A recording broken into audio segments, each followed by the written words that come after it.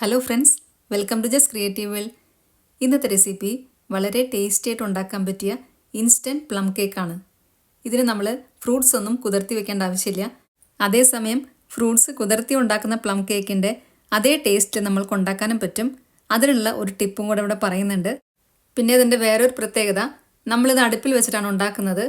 അതേസമയം ഇതുണ്ടാക്കാനായിട്ട് എഗ് ബീറ്ററോ മിക്സിയോ ഇതൊന്നും നമ്മൾ എടുക്കുന്നില്ല. അതൊന്നും ഇല്ലാതെ തന്നെ വളരെ എളുപ്പത്തിൽ നമ്മൾക്ക് ഉണ്ടാക്കാൻ പറ്റും. അപ്പോൾ നമ്മൾക്ക് നോക്കാം ടേസ്റ്റി ആയിട്ടുള്ള ഈ ഇൻസ്റ്റൻറ്റ് പ്ലം കേക്ക് എങ്ങനെയാണ് ഉണ്ടാക്കുന്നത് എന്നുള്ളത്. എല്ലാവർക്കും അറിയുന്ന പോലെ നമ്മൾക്കിത് ഉണ്ടാക്കാനായിട്ട് ഡ്രൈ ഫ്രൂട്ട്സ് കുറച്ചധികം വേണം. ഞാനിവിടെ കുറച്ചധികം ഡ്രൈ ഫ്രൂട്ട്സ് എടുത്തിട്ടുണ്ട്. ഇതെല്ലാം കൂടെ ഏകദേശം 2 കപ്പ് വരും. 2 മുതൽ 2.5 കപ്പ് വരെ എടുക്കാം. അതിൽ കൂടി പോകരുത്. ഇഷ്ടമുള്ള എല്ലാ ഡ്രൈ ഫ്രൂട്ട്സും എടുക്കാം. ഓറഞ്ചിൻ്റെ തൊലി ഗ്രേറ്റ് ചെയ്തെടുത്തിട്ടുണ്ട്. ഇത് 1 ടീസ്പൂൺ നമ്മൾക്ക് മതി. പിന്നെ 1.25 കപ്പ് പഞ്ചസാരയും 1 കപ്പ് ഓറഞ്ച് ജ്യൂസും എടുത്തിട്ടുണ്ട്. ഡ്രൈ ഫ്രൂട്ട്സ് എടുത്തിരിക്കുന്നത് കിവി, ആപ്രിക്കോട്ട്, പിന്നെ കറുത്ത മുന്തിരി, pineapple, cranberry, tutti Frooti, golden കളറിലുള്ള ഉണക്കമുന്തിരി, ചെറി, ഇത്രയുമാണ് എടുത്തിട്ടുള്ളത്. ഇതെല്ലാം നേരത്തെ പറഞ്ഞ പോലെ ഡ്രൈഡ് ഫ്രൂട്ട്സ് ആണ്. എല്ലാതും സെപ്പറേറ്റ് കറക്റ്റ് 1/4 കപ്പ് വീതമാണ് എടുത്തിരിക്കുന്നത്. അരിഞ്ഞതിന് ശേഷം 1/4 കപ്പ്. അപ്പം എല്ലാം കൂടെ വരുമ്പോൾ 2 കപ്പാണ് നമുക്ക് ഡ്രൈ ഫ്രൂട്ട്സ് വരുന്നത്. ഇനി ഒരു ചുവട് കട്ടിയുള്ള പാൻ അടുപ്പത്ത് വെച്ച് അതിനകത്തേക്ക് 1.25 കപ്പ് പഞ്ചസാരയാണ് ഇട്ട് കൊടുക്കുന്നത്. ഇത് ആദ്യമേ തന്നെ ഇളക്കിക്കൊണ്ടിരിക്കേണ്ട, ഒന്ന് പരത്തി കൊടുത്തതിന് ശേഷം ഇനി അത് ചെറിയ തീയിൽ വെക്കുക. ഇത് ചെറുതായിട്ടൊന്ന് മെൽട്ടാവാൻ തുടങ്ങും. ആ സമയത്ത് നമ്മൾക്ക് ഇളക്കി കൊടുത്താൽ മതി. പഞ്ചസാര മെൽട്ടായിട്ട് വരാൻ കുറച്ച് സമയമെടുക്കും. അതുകൊണ്ട് തീ ഒരുപാട് കൂട്ടി വെച്ച് കഴിഞ്ഞാൽ ഇത് പെട്ടെന്ന് തന്നെ കരിഞ്ഞു പോകും. ഇപ്പം പഞ്ചസാരയൊക്കെ ചെറുതായിട്ട് മെൽട്ടാവാൻ തുടങ്ങിയിട്ടുണ്ട്. ഈ സമയത്ത് നമ്മൾക്കിത് ഇളക്കി കൊടുക്കാം, അല്ലെങ്കിൽ അടിഭാഗം കരിഞ്ഞു പോവും. എല്ലാ ഭാഗവും നല്ലപോലെ ഇളക്കി കൊടുക്കുക. എല്ലാ ഭാഗവും നന്നായിട്ട് മെൽട്ടായിട്ട് വരണം. ചെറുതായിട്ട് ബ്രൗൺ കളർ ആയി തുടങ്ങിയിട്ടുണ്ട്. ഈ സമയത്ത് തീ കുറച്ചൊന്ന് കൂട്ടി വെക്കുന്നുണ്ട്, അതായത് മീഡിയം ഫ്ലെയിമിലോട്ട് മാറ്റുന്നുണ്ട്. എന്നിട്ട് ഇത് നമ്മൾക്ക് ഇളക്കിക്കൊണ്ടേ ഇരിക്കാം. കരിഞ്ഞു പോകാതെ പ്രത്യേകം ശ്രദ്ധിക്കണം. ഇപ്പം പഞ്ചസാരയെല്ലാം നന്നായി അലിഞ്ഞു വന്നിട്ടുണ്ട്. ഇനി ഇത് ഇളക്കിക്കൊണ്ടേ ഇരിക്കുക, കൈവിടാതെ. ഇത് നന്നായിട്ട് ചൂടായിട്ട് വരും. പതഞ്ഞു വരുന്ന സമയത്ത് നമ്മൾക്ക് ഇതിനകത്തോട്ട് 150 ഗ്രാം ഉപ്പില്ലാത്ത ബട്ടറാണ് ഇട്ട് കൊടുക്കുന്നത്. ബട്ടർ ഇട്ട് കൊടുത്തതിന് ശേഷം പെട്ടെന്ന് തന്നെ ഇളക്കി കൊടുക്കുക. ഇത് ചെറുതായിട്ട് കട്ടയാവാൻ തുടങ്ങിയാലും കുഴപ്പമില്ല, ഇതെല്ലാം മെൽട്ടായി വന്നോളും. ഇതുണ്ടാക്കുമ്പോൾ ശ്രദ്ധിക്കേണ്ട മറ്റൊരു കാര്യം, നമ്മൾ ഇതിനകത്തോട്ട് യൂസ് ചെയ്യുന്ന ബട്ടറും മുട്ടയും എല്ലാം കുറച്ച് നേരത്തെ തന്നെ ഫ്രിഡ്ജിനകത്ത് നിന്ന് പുറത്തിറക്കി വെക്കണം. മുട്ട 3 എണ്ണമാണ് നമ്മൾക്ക് വേണ്ടത്. ഇതെല്ലാം തണുപ്പ് പോയതിന് ശേഷം നമ്മൾ ഇട്ട് കൊടുക്കുന്നതാണ് നല്ലത്. ഇനി നമ്മൾക്ക് ഇതിനകത്തോട്ട് നമ്മൾ നേരത്തെ എടുത്തു വെച്ച ഡ്രൈ ഫ്രൂട്ട്സ് ആണ് ഇട്ട് കൊടുക്കേണ്ടത്. ഡ്രൈഡ് പൈനാപ്പിൾ അരിഞ്ഞത് 1/4 കപ്പ്, ക്രാൻബെറി 1/4 കപ്പ്, ഉണക്കമുന്തിരി 1/4 കപ്പ്. നമ്മൾ ഡ്രൈ ഫ്രൂട്ട്സ് ഇട്ട് കൊടുക്കുന്നതിൻ്റെ ഇടയ്ക്കും ചെറുതായിട്ടൊന്ന് ഇളക്കി കൊടുക്കുക. ഇപ്പം ലോ ഫ്ലെയിമിൽ വെച്ചാൽ മതി. ഡ്രൈഡ് ആപ്രിക്കോട്ട് അരിഞ്ഞത് 1/4 കപ്പ്, കിവി അരിഞ്ഞത് 1/4 കപ്പ്, പിന്നെ ഗോൾഡൻ കളറിലുള്ള ഉണക്കമുന്തിരി 1/4 cup, tutti Frooti 1/4 cup, cherry അരിഞ്ഞത് 1/4 കപ്പ്. ഇത്രയാണ് ഡ്രൈ ഫ്രൂട്ട്സ് ഉള്ളത്. ഇതേ ഡ്രൈ ഫ്രൂട്ട്സ് തന്നെ വേണമെന്ന് നിർബന്ധമില്ല. നിങ്ങൾക്ക് ഇഷ്ടമുള്ള ഏത് തരം ഡ്രൈ ഫ്രൂട്ട്സ് വേണമെങ്കിലും ഇട്ട് കൊടുക്കാം. മധുരമുള്ള ഫ്രൂട്ട്സ് ആണെങ്കിൽ കുറച്ചധികം ഇട്ട് കൊടുക്കുക. പുളിയുള്ളതാണെങ്കിൽ കുറച്ച് കുറവും ഇട്ട് കൊടുക്കുക. എല്ലാം കൂടെ 2 കപ്പ് ഇട്ട് കൊടുത്താൽ മതി. നമ്മൾക്ക് ഇനി ഇതിനകത്തോട്ട് നട്ട്സും കൂടി ഇട്ട് കൊടുക്കാനുണ്ട്. അതിപ്പം ഇട്ട് കൊടുക്കുന്നില്ല. ഇനി ഇത് ഫ്രൂട്ട്സ് എല്ലാം കൂടി ഇളക്കി കൊടുത്തതിന് ശേഷം നമുക്ക് ഇതിനകത്തോട്ട് ഓറഞ്ച് ജ്യൂസാണ് ഒഴിക്കാനുള്ളത്. 1 കപ്പ് ഓറഞ്ച് ജ്യൂസ് ഒഴിച്ചു കൊടുക്കുക. ഓറഞ്ച് ജ്യൂസ് ഒഴിച്ചു കൊടുത്ത ഉടനെ ചിലപ്പം ഇത് കട്ടയാവാൻ ചാൻസ് ഉണ്ട്. അങ്ങനെ കട്ടയായാലും കുഴപ്പമില്ല, ഇത് പെട്ടെന്ന് തന്നെ മെൽട്ടായിക്കോളും.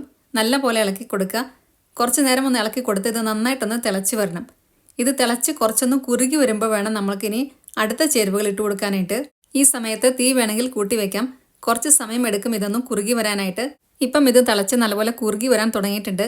നമ്മൾ ഇട്ട് കൊടുത്ത ഉണക്കമുന്തിരിയൊക്കെ നല്ലപോലെ വീർത്ത് വരും. അതാണ് ഇതിൻ്റെ കറക്റ്റ് ഒരു പാകം. ആ സമയത്ത് നമ്മൾക്ക് ഇതിനകത്തോട്ട് 1 ടേബിൾ സ്പൂൺ ഓറഞ്ച് മർമലേഡാണ് ഇട്ട് കൊടുക്കുന്നത്. ഇനി അതില്ല എങ്കിൽ 1 table spoon mixed fruit jam ഇട്ട് കൊടുത്താലും മതി. ഇനി നമ്മൾ നേരത്തെ എടുത്തു വെച്ച ഓറഞ്ച് ജസ്റ്റാണ് ഇട്ട് കൊടുക്കുന്നത്. ഇത് 1 ടീസ്പൂൺ മതി. ഓറഞ്ചിൻ്റെ തൊലിയുടെ വെള്ളഭാഗം വരാതെ വേണം നമ്മളിത് എടുക്കാനായിട്ട്. നല്ല പോലെ ഇളക്കി കൊടുക്കുക.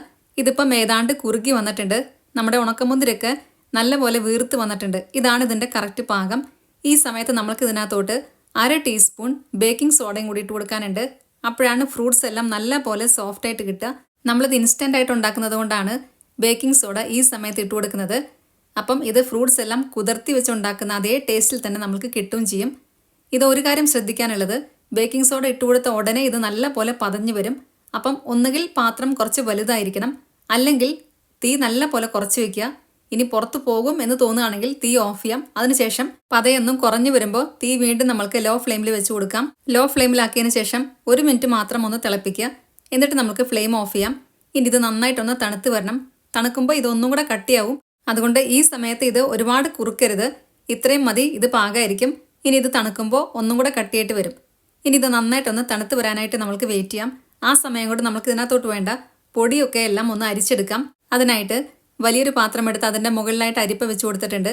ഇനി അതിനകത്തേക്ക് 1.5 കപ്പ് ഗോതമ്പ് പൊടി അല്ലെങ്കിൽ മൈദപ്പൊടി ഇട്ട് കൊടുക്കുക. രണ്ടായാലും കേക്ക് നന്നായിട്ട് വരും. ഇനി അതിൻ്റെ കൂടെ തന്നെ 1 ടീസ്പൂൺ ബേക്കിംഗ് പൗഡറാണ് ഇട്ട് കൊടുക്കുന്നത്. ബേക്കിംഗ് സോഡ നമ്മൾ നേരത്തെ ഇട്ട് കൊടുത്തു. ഇനി ഇട്ട് കൊടുക്കുന്നത് 1 ടീസ്പൂൺ ഗരം മസാലയാണ്.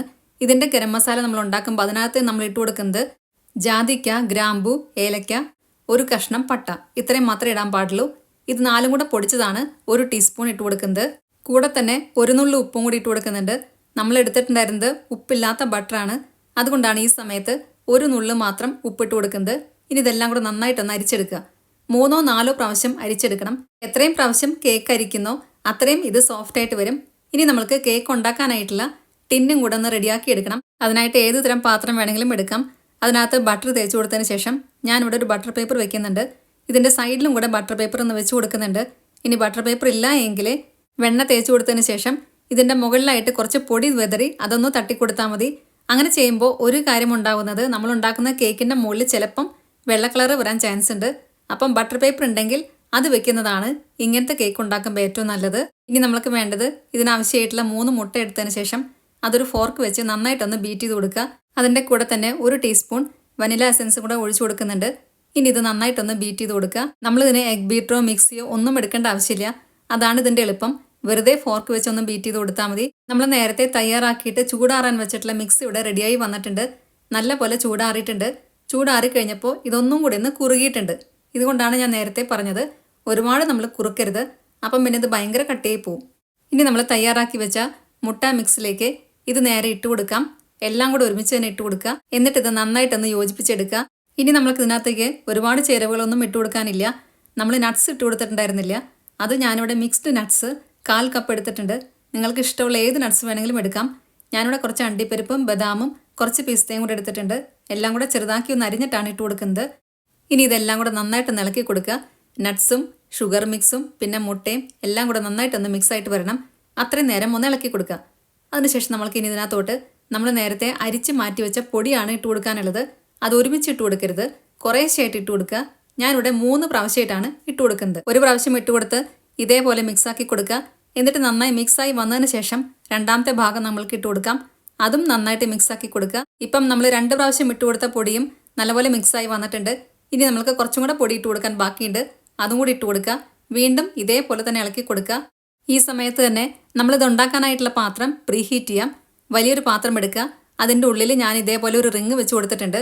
എന്നിട്ട് മീഡിയം ഫ്ലെയിമിൽ വെച്ച് കൊടുത്തിട്ടുണ്ട്. പാത്രം ഇപ്പോൾ നന്നായി ചൂടായി വരുന്നുണ്ട്.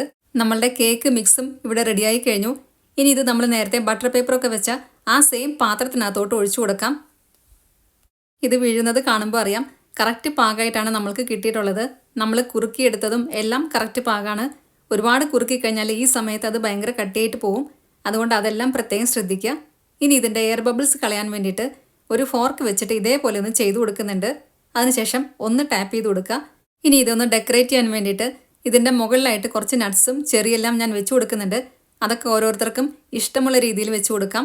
ഇനി നമ്മൾ പ്രീഹീറ്റ് ചെയ്ത പാനിനകത്തോട്ട് ഇത് വെച്ച് കൊടുക്കുക. മീഡിയം ഫ്ലെയിമിലാണ് ഇത് പ്രീഹീറ്റ് ചെയ്തിട്ടുണ്ടായിരുന്നത്. അതേ ഫ്ലെയിമിൽ തന്നെ ഇത് വെച്ച് കൊടുക്കാം. ഇനി ഇത് അടച്ചു വെച്ചതിന് ശേഷം നമുക്ക് കുക്ക് ചെയ്തെടുക്കാം. ഇത് ഏതാണ്ട് 1 അവർ എന്തായാലും വരും. ഇതേപോലെ അടച്ചു വെച്ചതിന് ശേഷം 1 അവർ നമ്മൾക്ക് വെയിറ്റ് ചെയ്യാം. അപ്പോഴത്തേക്കും കേക്ക് റെഡി ആയിട്ടുണ്ടായിരിക്കും. ഇപ്പം ഏകദേശം 1 അവർ കഴിഞ്ഞിട്ടുണ്ട്. നമ്മളുടെ കേക്ക് ഏതാണ്ട് റെഡിയായി വന്നിട്ടുണ്ട്. നമുക്കിതൊന്ന് കുത്തി നോക്കാം. ഈ സ്റ്റിക്കിനകത്ത് എന്തെങ്കിലും ആയിട്ടുണ്ടെങ്കിൽ നമ്മൾക്കിത് കുറച്ച് നേരം കൂടെ വെക്കാം. ഇപ്പം ഇവിടെ യാതൊന്നും ആയിട്ടില്ല. നമ്മളുടെ കേക്ക് നല്ല പെർഫെക്റ്റ് ആയിട്ട് കുക്കായിട്ടുണ്ട്. ഇനി ഇതൊന്ന് ചൂടാറാൻ വേണ്ടിയിട്ട് ഒന്ന് പുറത്തിറക്കി വെക്കാം. നല്ലപോലെ ചൂടാറി വന്നതിന് ശേഷം മാത്രം നമ്മളിത് മുറിക്കാൻ പാടുള്ളൂ. ഇപ്പം നന്നായിട്ട് ചൂടാറി വന്നിട്ടുണ്ട്. കേക്ക് നമ്മൾക്കൊന്ന് തിരിച്ചിട്ട് കൊടുക്കാം. നമ്മളിത് ബട്ടർ പേപ്പറൊക്കെ വെച്ച കാരണം ഇത് പെട്ടെന്ന് തന്നെ വിട്ട് കിട്ടും, തീരെ ഒട്ടിപ്പിടിക്കത്തില്ല. നമ്മൾ വെച്ച് കൊടുത്ത ബട്ടർ പേപ്പർ എല്ലാം മാറ്റി കൊടുക്കുന്നുണ്ട്. ഇനി ബട്ടർ പേപ്പറിന് പകരം നമ്മൾ മൈദപ്പൊടി വെതറിയിട്ടാണ് കേക്ക് മിക്സ് ഒഴിച്ചു കൊടുത്തതെങ്കിൽ ഈ സമയത്ത് കേക്കിൻ്റെ മുകളിലായിട്ട് ചെറിയൊരു വൈറ്റ് കളർ അവിടെ ഇവിടെയും കാണാം. അതാണ് ഞാൻ പറഞ്ഞത്, ഇങ്ങനത്തെ കേക്ക് ഉണ്ടാക്കുമ്പോൾ ബട്ടർ പേപ്പർ വെച്ച് കൊടുക്കുന്നതായിരിക്കും നല്ലത്. നല്ല സോഫ്റ്റ് ആൻഡ് ടേസ്റ്റി ആയിട്ടുള്ള നമ്മുടെ പ്ലം കേക്ക് ഇവിടെ റെഡിയായി കഴിഞ്ഞു. നല്ല ടേസ്റ്റാണ് ഇത് കഴിക്കാനായിട്ട്. നമ്മളിവിടെ ഉണ്ടാക്കിയത് 1 കിലോൻ്റെ കേക്കാണ്. ഇനി നമുക്കിതൊന്ന് കട്ട് ചെയ്ത് നോക്കാം. ഇത് കട്ട് ചെയ്യുന്നത് കാണുമ്പോൾ അറിയാം നല്ല പെർഫെക്റ്റ് ആയിട്ട് നമുക്ക് കിട്ടിയിട്ടുണ്ട്. ഓവനും ബീറ്ററും ഒന്നുമില്ലാതെ തന്നെ പെർഫെക്റ്റ് ആയിട്ട് നമുക്ക് കിട്ടുകയും ചെയ്തു. അതേസമയം നമ്മൾ ഇൻസ്റ്റൻ്റ് ആയിട്ടാണ് ഉണ്ടാക്കിയത്. ഇതിൻ്റെ മുകളിൽ വേണമെന്നുണ്ടെങ്കിൽ കുറച്ച് വൈനെങ്ങാനും ഒന്ന് അപ്ലൈ ചെയ്ത് കൊടുക്കാം. ഞാനിപ്പോൾ ഇവിടെ ഇതൊന്നും ചെയ്യുന്നില്ല. ഇതൊന്നും ഇല്ലാതെ തന്നെ നല്ല ടേസ്റ്റാണ് ഇത് കഴിക്കാനായിട്ട്. അപ്പം എല്ലാവർക്കും ഇന്നത്തെ വീഡിയോ ഇഷ്ടമായെന്ന് വിചാരിക്കുന്നു. ഈ രീതിയിൽ കേക്ക് ഉണ്ടാക്കി നോക്കിയതിന് ശേഷം നിങ്ങളുടെ ഫീഡ്ബാക്സ് എല്ലാം കമൻസിലൂടെ അറിയിക്കണം. വീഡിയോ ഇഷ്ടമായിട്ടുണ്ടെങ്കിൽ നിങ്ങളുടെ ഫ്രണ്ട്സിനും റിലേറ്റീവ്സിനൊക്കെ ഷെയർ ചെയ്യാൻ മറക്കരുത്. അതിൻ്റെ ഒപ്പം തന്നെ സബ്സ്ക്രൈബ് കൂടെ ചെയ്യുക. അതിൻ്റെ സൈഡിലുള്ള ബെല്ലൈക്കണിൽ ഓൾ എന്നുള്ള ഓപ്ഷനൂടെ ക്ലിക്ക് ചെയ്യുക. അപ്പം നെക്സ്റ്റ് ടൈം ഞാൻ വീഡിയോ ഇടുമ്പോൾ പെട്ടെന്ന് തന്നെ നിങ്ങൾക്ക് നോട്ടിഫിക്കേഷൻ വരുന്നതായിരിക്കും. ഞാൻ നേരത്തെ പറഞ്ഞ പോലെ ഇപ്രാവശ്യത്തെ ക്രിസ്മസിന് ഈ രീതിയിൽ കേക്ക് ഉണ്ടാക്കി നോക്കിയതിന് ശേഷം നിങ്ങളുടെ ഫീഡ്ബാക്സ് എല്ലാം കമൻസിലൂടെ അറിയിക്കാൻ മറക്കരുത്. നല്ലൊരു വീഡിയോ ആയിട്ട് വീണ്ടും കാണാം. താങ്ക്